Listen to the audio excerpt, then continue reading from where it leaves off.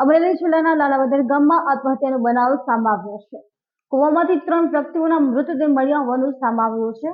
આ ઘટનાની જાણ ફાયર વિભાગને થતા ફાયર વિભાગ દ્વારા કૂવામાંથી 3 વ્યક્તિઓના મૃતદેહ બહાર કાઢવામાં આવ્યા હતા.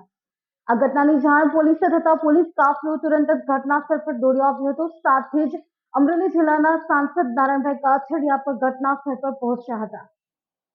લાલાવદર ગામની સિંહ વિસ્તારમાં પરપ્રાંતીય પરિવાર ખેત મજૂરી કરતો હતો. ઘટના અંગે મળતી માહિતી મુજબ લાલાવદર ગામની સીમમાં આવેલી અલ્પેશભાઈની વાડીમાં પરપ્રાંતીય પરિવાર ખેત મજૂરી કરતો હતો. જેમણે 2 દિવસ અગાઉ કૂવામાં જંપ લાવ્યો હતો.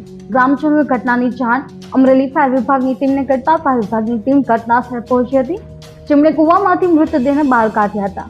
આ ગોઝારી ઘટનાની જાણ થતા પોલીસ કાફલો અને અમરેલીના સાંસદ નારાયણ કાછડિયા ઘટનાસ્થળે પહોંચ્યા હતા. કૂવામાંથી 3 વ્યક્તિઓના મૃતદેહ મળી આવ્યાની ઘટના સામે આવી છે. મળતી માહિતી મુજબ આ 3 મૃતદેહ ભાઈ બહેન અને ભાભીના છે. આ અંગે અમરેલી જિલ્લા પોલીસ વડા હિંકરસિંહે જણાવ્યું હતું કે લાલાવદર ગામની સીમમાં કૂવામાંથી મળી આવેલા મૃતદેહ અંગે હાલમાં તપાસ ચાલી રહી છે. પરિવારે આત્મહત્યા કરી છે કે કેમ અને આત્મહત્યા કરી છે તો કયા કારણોસર કરી છે એની તપાસ હાલમાં ચાલી રહી છે. બ્યુરો રિપોર્ટ મૌલિક દોશી, GA ન્યૂઝ, અમરેલી.